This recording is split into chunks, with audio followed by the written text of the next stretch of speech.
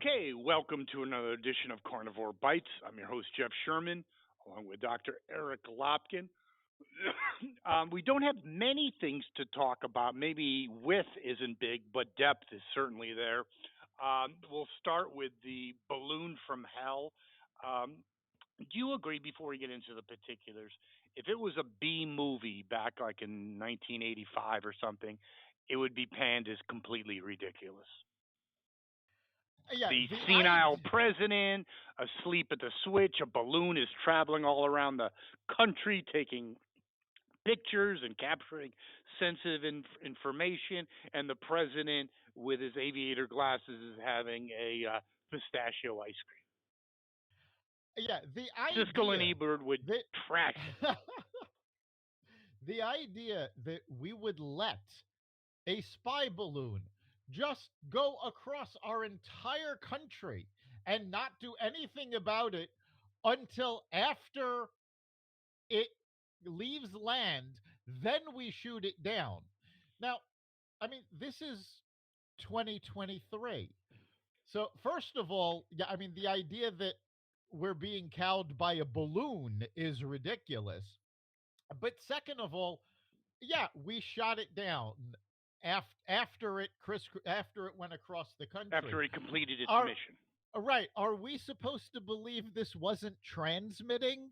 I mean, this isn't like 1960 when they need to recover the spy balloon to get the and retrieve the information. We have radio waves. This could was transmitting the whole time. No question about it, but it also goes into the bullshitter and liar in chief. If that photographer just didn't have a high powered lens and good photographic equipment, they would have never mentioned it. Which leads me to believe two things. What other bullshit are we not being told?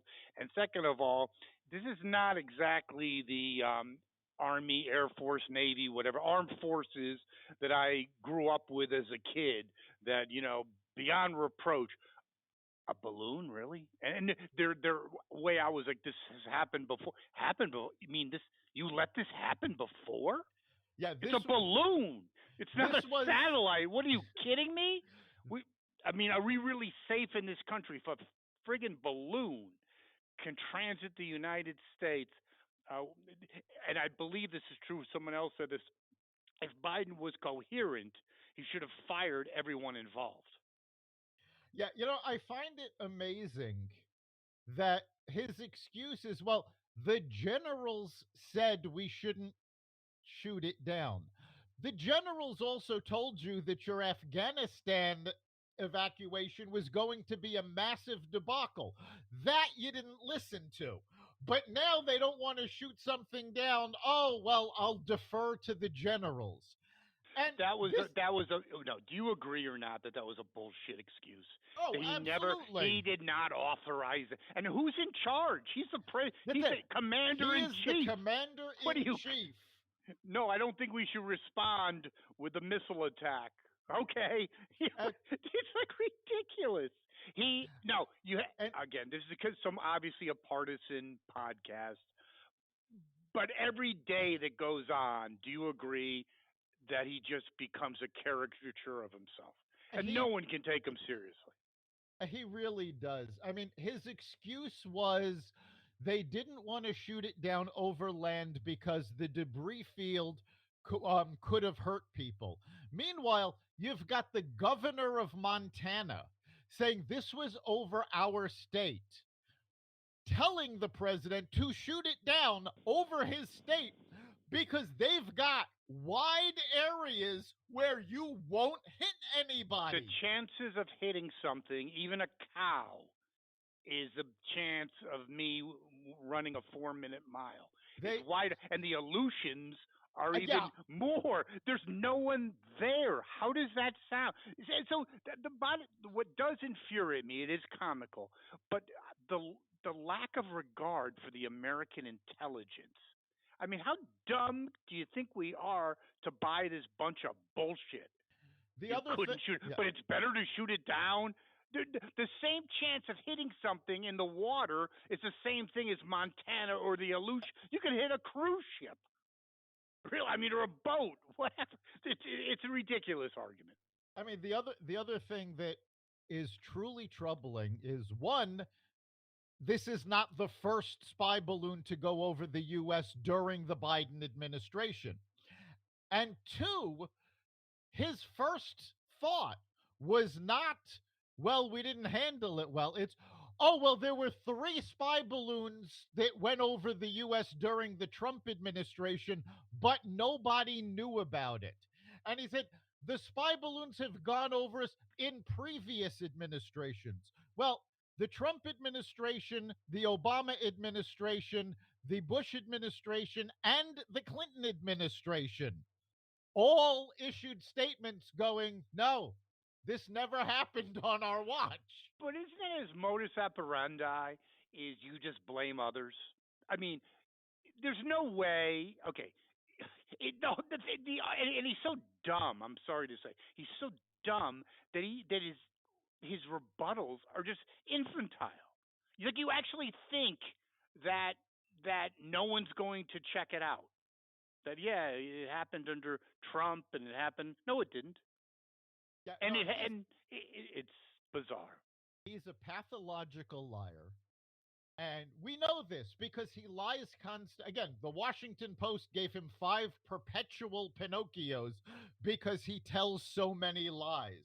Last night it was hysterical. I saw reports during the State of the Union address, fact checkers' heads were exploding over the number of lies he told.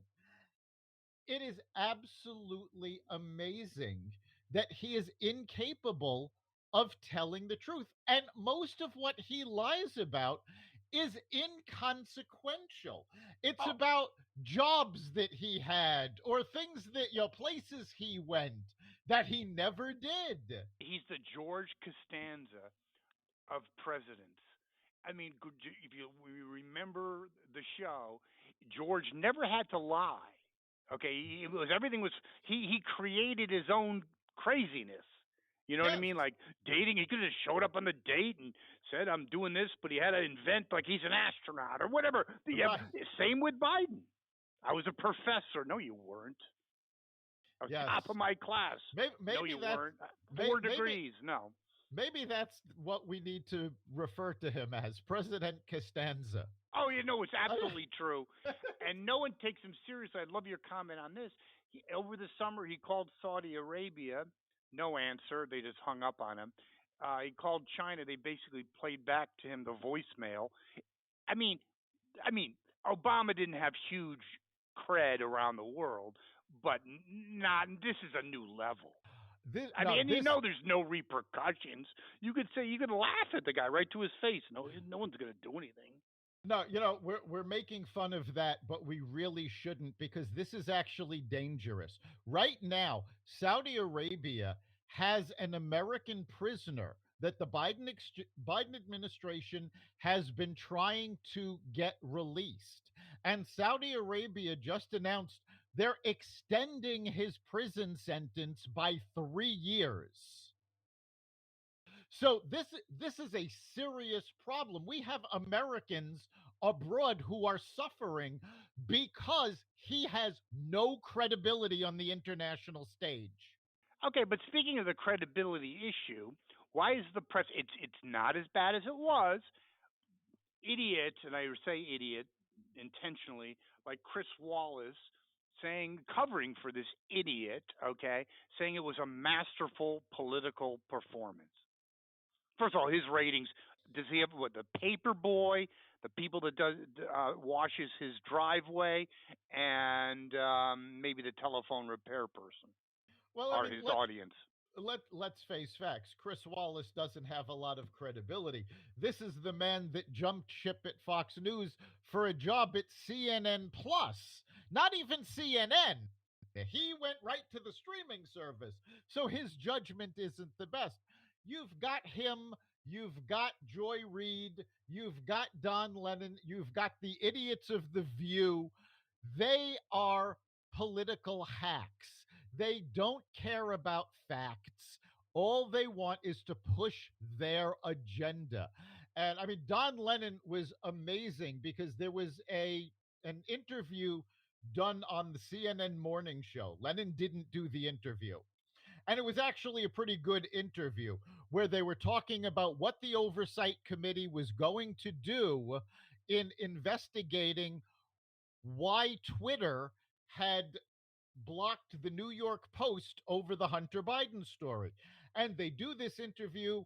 The interview ends. They cut back to Don Lennon, and he goes off on a rant saying, "Well, how dare you call the New York Post a credible source?"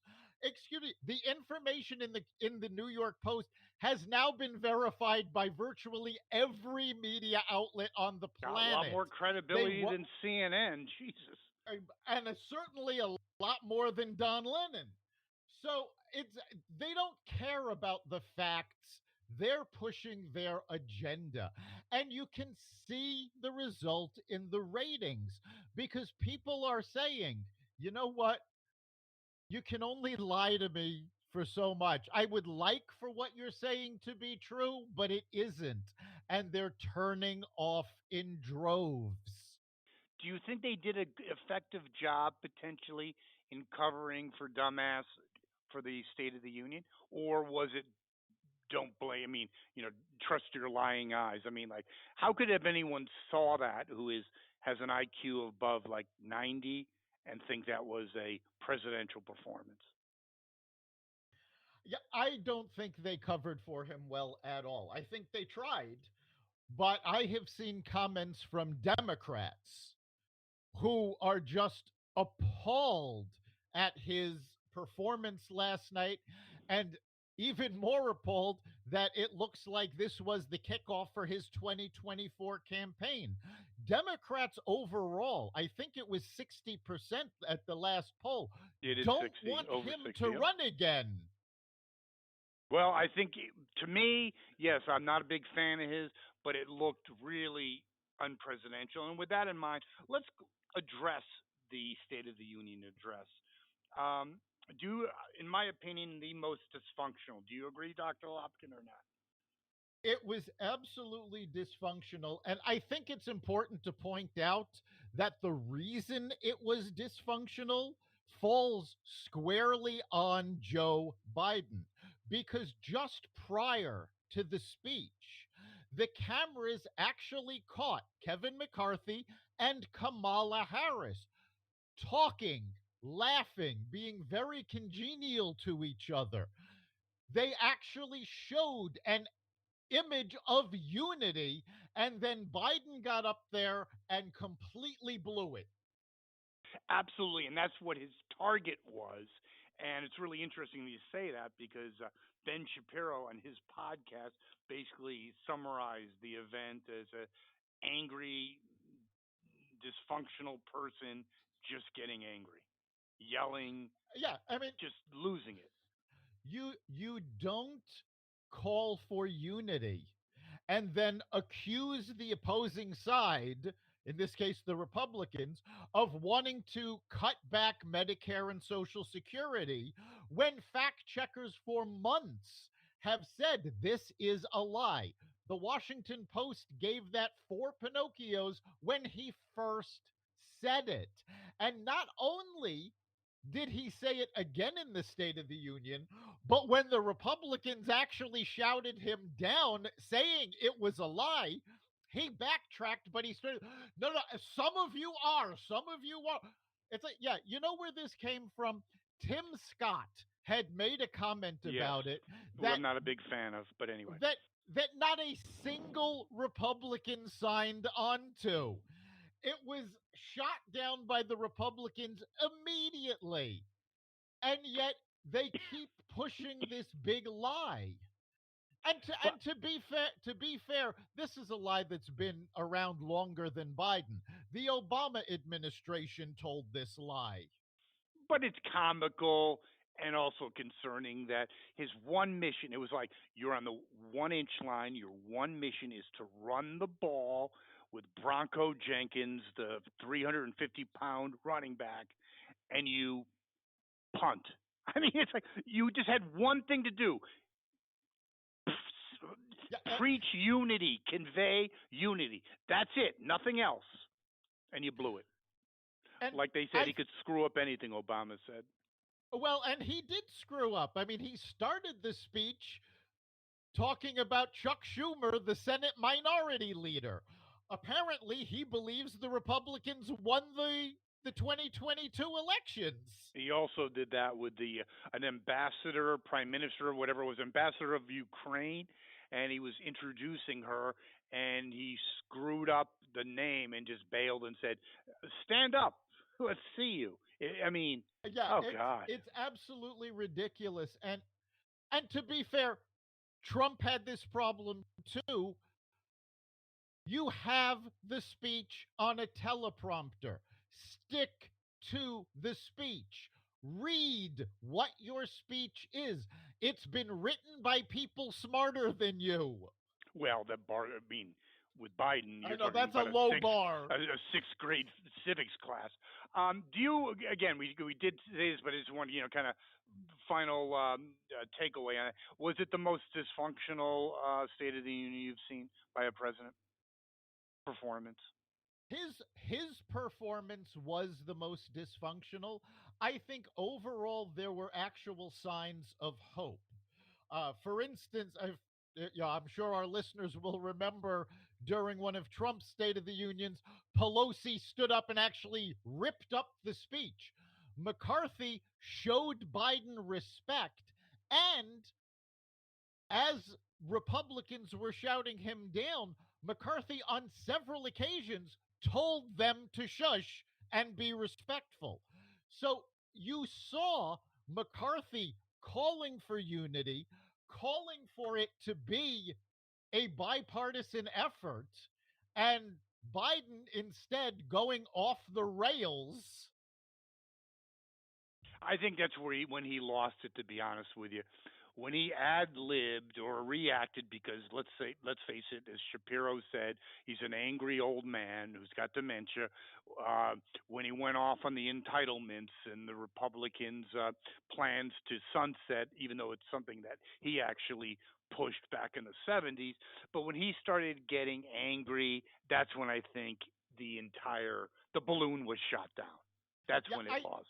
I think the problem is, or was, that Biden is used to telling lies, but he's not used to being called on it. Yes. And to lie about what the Republicans are planning in front of the Republicans was absolutely ridiculous. And of course, he was also lying about his own accomplishments. He stated that his administration created a record 12 million new jobs. And this is a quote: more jobs created in 2 years than any president has ever created in 4 years. But if you actually look up the number on the Bureau of Labor Statistics, which is the government agency that tracks this and actually gives the administration the data, his administration only added 2.7 million jobs, not 12 million. Well, doesn't it always go to his feeling of inadequacy that he's got to make up with his grandiosity? I mean, professor of UPenn, 4 degrees. I mean, he's been doing that before he even came, before he suffered from dementia. He was that way. Yeah, I mean he's been making up stories for 50 years. Yes, he has, and now it's gone to a new level. And he did have a response when the Republicans were heckling him, and he meant to say, "I enjoy. Don't worry, I enjoy conversation." He said, "Yes, I enjoy conversion."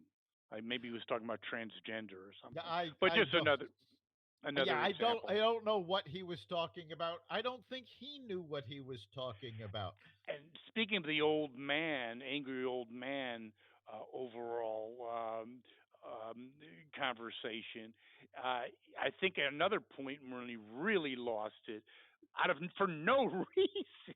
That's why it gets comical. If there was a reason or it's in the script and it's fake outrage, I get it.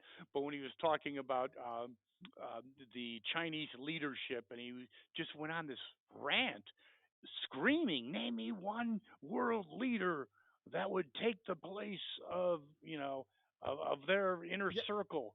And yeah, I think the leader of Bangladesh probably would. Yeah, I mean, I'm sure there's a number of them. I think the He line's was pretty long, actually. he was trying to get across the idea that he was being tough on China. And he hasn't been tough on China at all in his administration, and quite frankly, he wasn't tough on China before he was But president what does that have to do? because Explain to me, please, because I'm a little.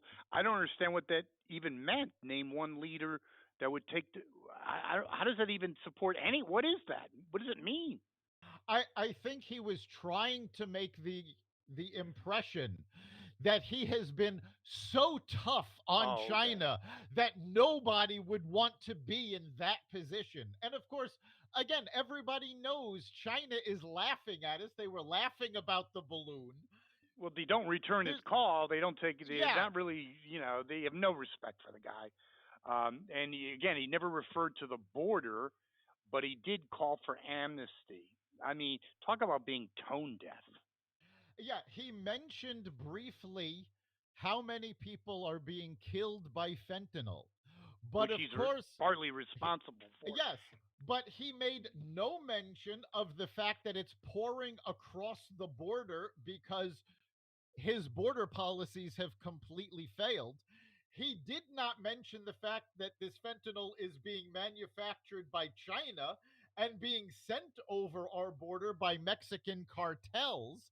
And he also, of course, failed to notice that even though China, I'm sure, wanted to do this before Biden's presidency, and immigrants wanted to come across before the Biden presidency. Trump's immigration policies had slowed this down to a crawl. It was nowhere near as bad. And the first thing he did was get rid of all of Trump's policies and open the floodgates. So And again, to encourage illegal immigration, not just to say, be neutral on it. No, to basically promise goodies, amnesty, you name it. I don't know. With him, you never know if it was intentional or just by his own stupidity or negligence or incompetency. But whatever the reason, it happened. yeah, I don't know why it happened. I find it absolutely hysterical though. There's pundits on both sides of the aisle have said that the whole reasoning behind this is because these immigrants are going to vote Democrat. Except the Democratic Party keeps getting pulled further and further to socialism. These folks are fleeing socialist countries. They're not going to vote for a socialist government. Plus, they're very entrepreneurial. The last thing they need is government screwing things up. So, yeah, and speaking of this, Karl Rove was talking about this on one show. Basically, there's a real problem with the mass exodus from the Democratic Party across the board. Oh, yes, voters are leaving the party. It's a whack We job saw and down and out party. We saw it with the Hispanic community. We're now seeing it with the African American community. The African American community is absolutely furious because they essentially saved Biden's campaign.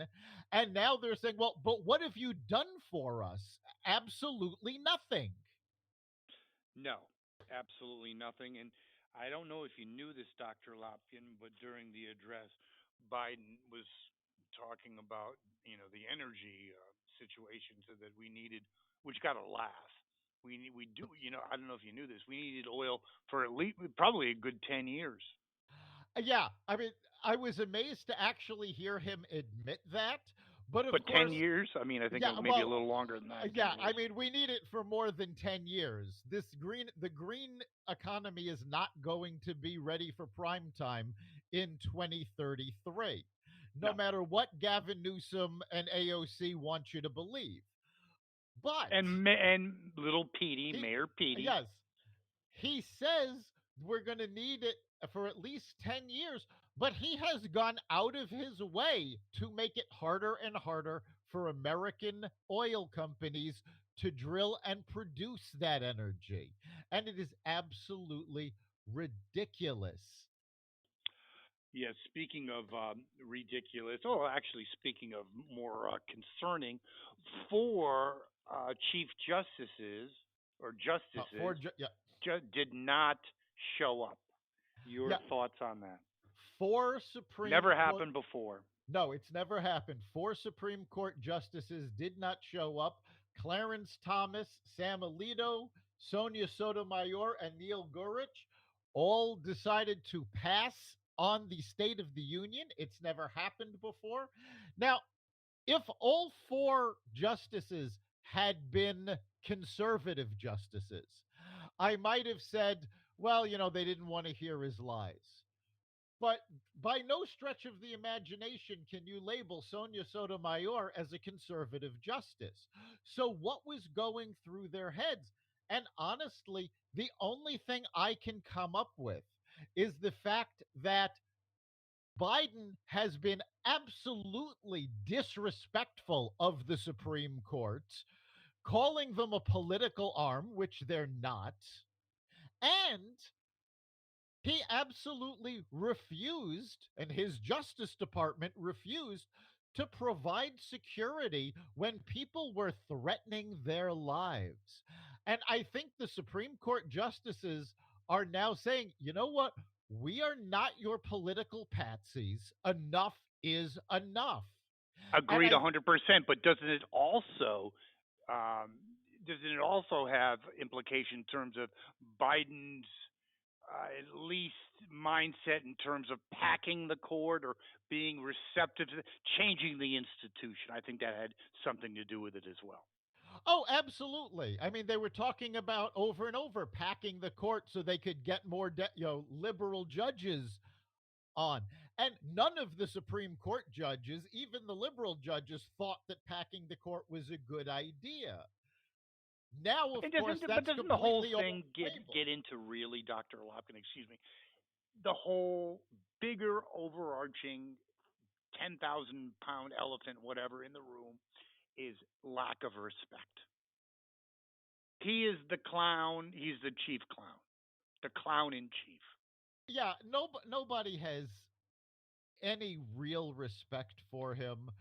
They pay lip service. They're also, oh, yes, we're going to support him if he runs again. Most Democrats in Washington are terrified that he's going to run again. And not just because they're pretty sure he's going to lose. And and by the way, he thinks he's running against Trump again. I hate to be the bearer of bad news to Sleepy Joe, but he's not going up against Trump. Trump is not going to win the Republican primary. And if you needed more evidence, the Koch brothers announced that their massive campaign network will not be working for Trump. They have pledged to stop Trump from getting the nomination. Now, this is basically like George Soros telling a liberal, I am going to fight against you. So Well, he's didn't the not. Koch brothers though? Weren't they against him in the last election? Is this maybe nothing there? I don't think it's. I don't know if they supported him in 2020. They did support him in 2016. And that right there could tell you something because, again, he won in 2016 when they were backing him. In 2020, when maybe they didn't, he didn't do so well. Yeah, So, I agree with you, Dr. Lopkin, on that. But and you're right on with that in terms of funding and other technical and financial issues. But I also think it's Trump fatigue. I think we talked about this before on Carnivore Bites. As soon he's a house of cards. As soon as oh, there's yes. someone that comes to the front and wins the straw poll, wins something, or gets some momentum, check please. Right, but going back to Biden's lack of respect, he thinks he's running against Trump, which was the point of all of this. That he's not. He's going to face a new opponent. But Democrats not only don't they think Joe could beat anybody other than Trump, they're also terrified of the possibility that he is incapacitated during his presidency and Kamala goes to the Oval Office. Oh They God. don't want to see that either. And you're seeing more and more Democrats, while they won't come out against her, as liberal media is asking them if they believe Kamala should be on the ticket, they are dodging the question. Well, you No, have Pocahontas basically dissing her. You had Hillary diss her last week. you've had a lot more than just the two of them. There have been interview after interview after interview. They're trying not to diss her because, and I love when they come up with lines like, well, Biden should be able to choose whoever he wants. If he wants Kamala, then we support Kamala. And they're just putting it on Biden. But they're terrified that Kamala could end up in the Oval Office because they got sold a bill of goods. When she was running for president, the left convinced them that she was a viable candidate. And now, every time she opens her mouth, she proves she isn't. I agree, and usually vice president's kind of a look at Dan Quayle, kind of a minor issue, even though he didn't actually help Oh my God. Bush. But no, with his age coupled with her incompetency, it's a huge issue. And that's something else that you brought up Dan Quayle.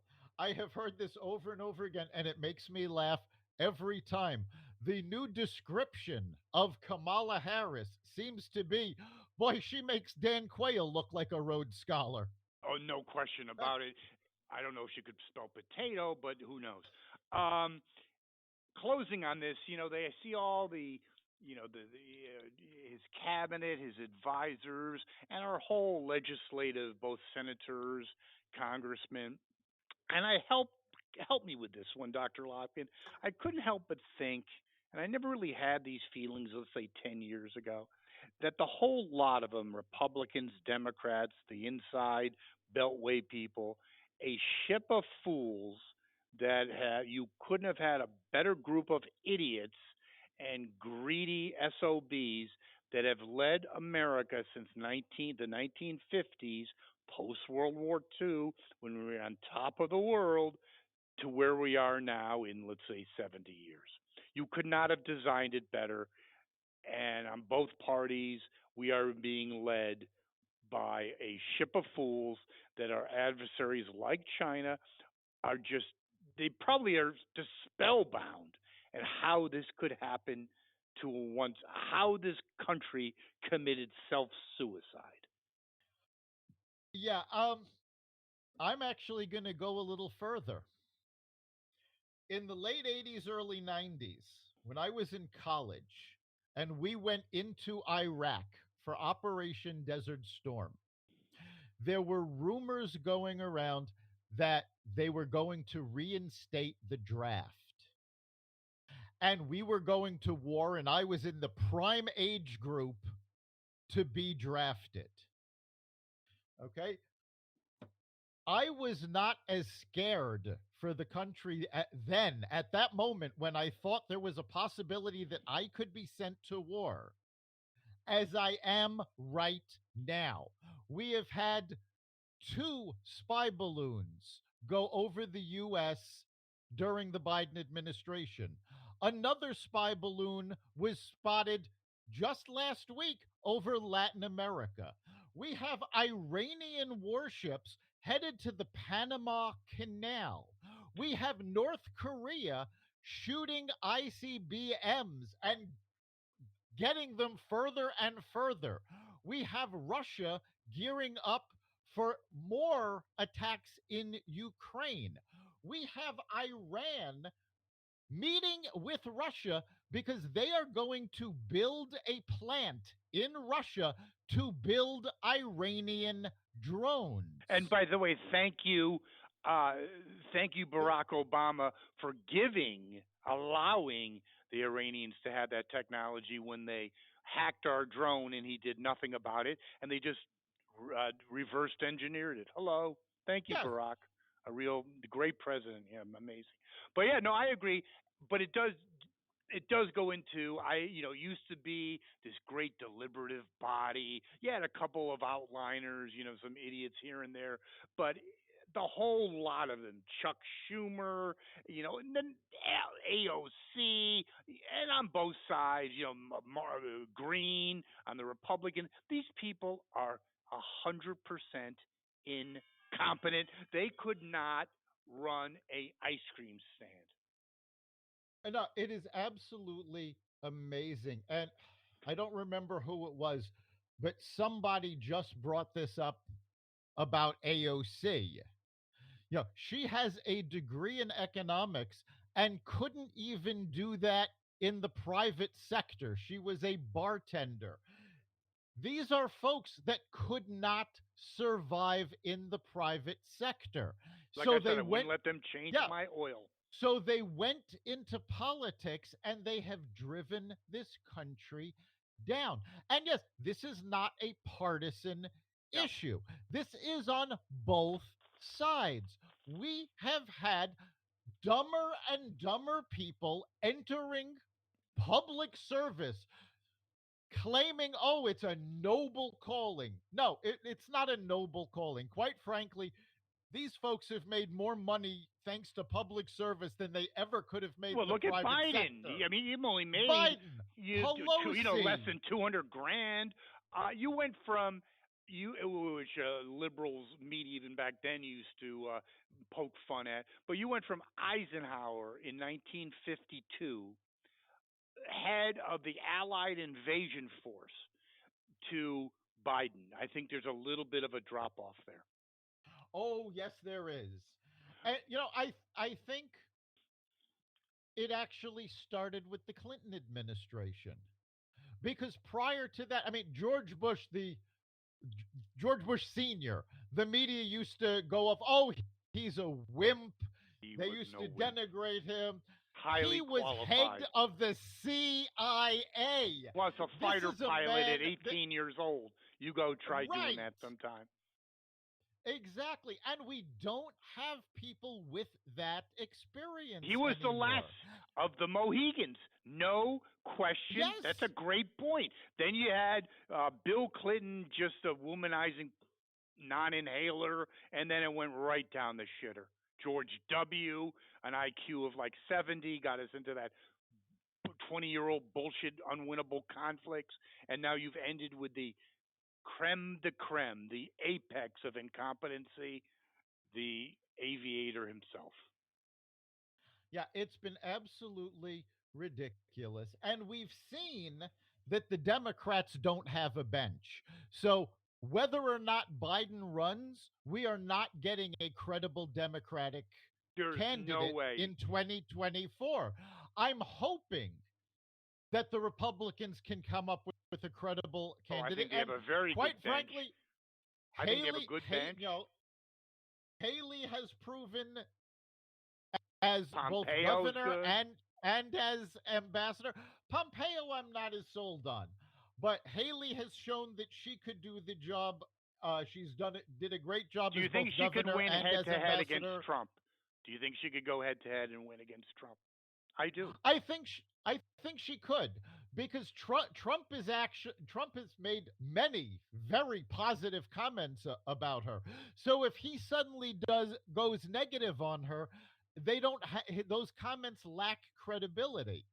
But other than her, DeSantis has shown leadership that he can come forward and step forward. Abbott in Texas has shown great leadership at the border where the Biden administration completely fell apart there. So I'm hoping that some very good candidates come up. But there was an article, and this actually does concern me, about the Republican candidates. I think it was in the Atlantic, and they pointed out that at this point in other presidencies, at the time of the second State of the Union, the opposing party had already been announcing candidates. And the only candidates that have even, I mean, technically, Haley hasn't announced yet. She's announcing on the 15th. The only candidate that has officially announced is Trump. And they brought up the point, do the Republican candidates actually want the job? Because we have created between the two parties such a shit show that whoever wins, Republican or Democrat, is going to inherit a garbage dump, a dumpster fire. You're 100% correct. It's like being in business.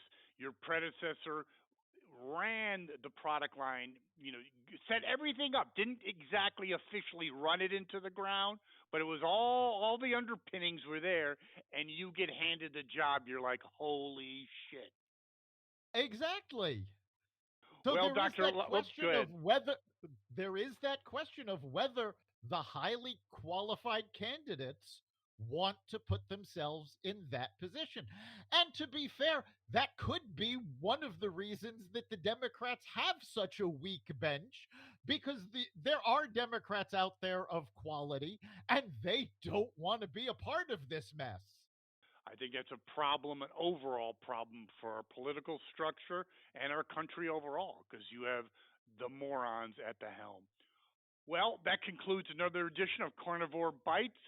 We've been on a roll lately, Dr. Lockman. I think we've had some really great shows, including I think, what was it, our second show of the year, third show on policing and with that guest, and Yes, a lot of good issues. there's been a lot for us to cover, and we've been hitting it head on. And of course, you can catch every episode of Carnivore Bites at xvadio.com/podcasts, the Carnivore Radio website, Apple Podcasts app, Google Podcasts, Spotify, iHeartRadio, Stitcher, Amazon Music, Audible, and other platforms that respect freedom of speech. Thank you, Dr. Lockman. We'll do it again next week. We'll see you then.